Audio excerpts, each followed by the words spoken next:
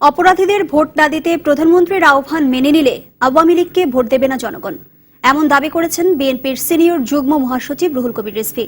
বলেন, আওয়ামী লীগ সভানেত্রী বিভিন্ন সময়ে উস্কানিমূলক বক্তব্য দিয়ে মানুষ হত্যা করায় তারাই প্রকৃত অপরাধী। আর ইতালি নাগরিক হত্যা নিয়ে র্যাব ও পুলিশের দুই ধরনের বক্তব্যই প্রমাণ করে এর মধ্যে অন্য কোনো রহস্য আছে। প্রকৃত অপরাধীদের আড়াল করতে সরকার জঙ্গিবাদ সৃষ্টি করছে বলেও অভিযোগ করেন তিনি। দুপুরে জাতীয় প্রেস ক্লাবে আয়োজিত অনুষ্ঠানে এসব কথা বলেন তিনি। যে নেত্রী প্রকাশ্যে বলতে পারেন 28শে অক্টোবরের দিন লগি বৈঠা নিয়ে আপনারা ঢাকায় ঢুকবেন, একই নেত্রী বলেননি একটা মারলে 10টা মারবেন আপনারা, চট্টগ্রামে বলেছেন।